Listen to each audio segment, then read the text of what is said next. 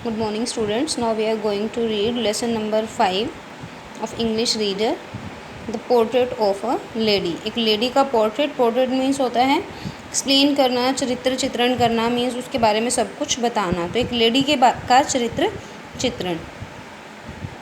My grandmother and I were good friends means एक little girl है, वो अपनी ग्रैंड मदर के बारे में सब कुछ बता रही है कि वो कैसी थी अपने ओल्ड एज में, उन्होंने कैसा बिहेव किया और उसके साथ उसने कैसा ट्रीट किया. ठीक है, क्या क्या उनके अंदर गट्स थे और कैसे उनकी डेथ हुई. स्पैरोज़ के साथ उनका कैसी अटैचमेंट थी, डॉग्स के साथ कैसी अटैचमेंट थी, तो वो सब कुछ इसमें डिस्क्राइब्ड है. My grandmother and I were good friends. मेरी दादी और मैं अच्छे फ्रेंड्स थे. My parents left me with her when they went to live in the city. कि मेरे पेरेंट्स मुझे उनके साथ छोड़कर चले गए जब वो सिटी में रहने के लिए चले गए. And we were constantly together. और हम लगातार साथ में ही थे. कौन कौन? ये गर्ल और उसकी grandmother. She use to wake me up in the morning. वो मुझे सुबह उठाया करती थी, जगाया करती थी. And get me ready for school. और मुझे स्कूल के लिए तैयार किया करती थी. She use to say her morning prayer in a monotonous sing song.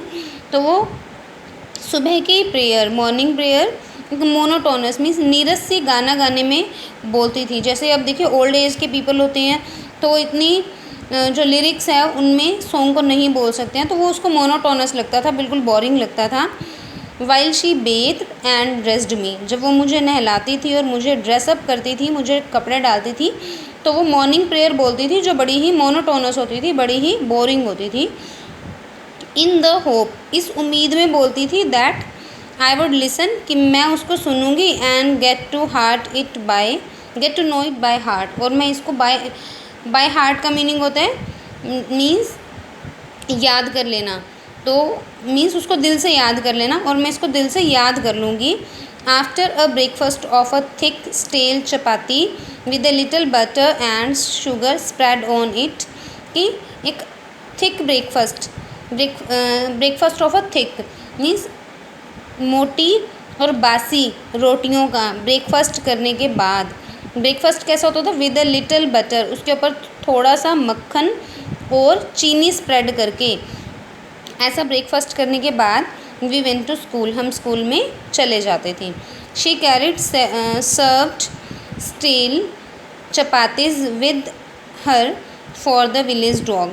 तो वो अपने साथ में कई स्टील बासी चपातीज लेकर आती थी. विद हर, अपने साथ में, फॉर द विलेज डॉग, गांव के कई डॉग्स के लिए. यहाँ सेवरल कर लो बेटा, सेवरल.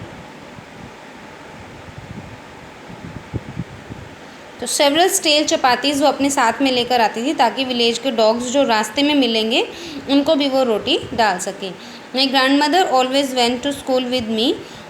मेरी दादी हमेशा मेरे साथ स्कूल में जाती थी.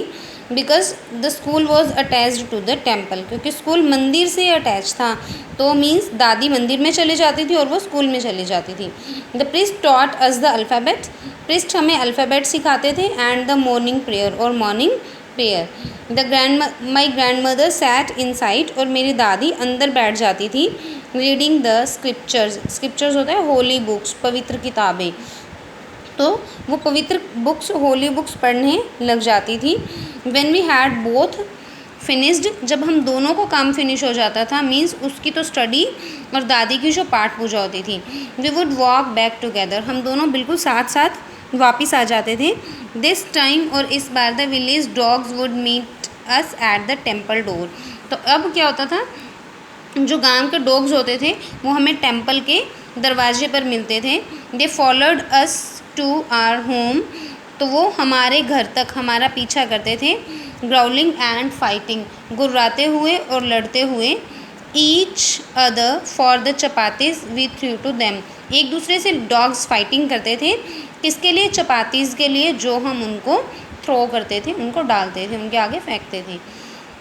When my parents were comfortably settled in the city, they sent for us. तो जब मेरे पेरेंट्स सिटी में अच्छी तरह से सेटल हो गए तो उन्होंने हमें भी बुलावा भेजा, मीन्स हमें भी बुला लिया वहाँ पर।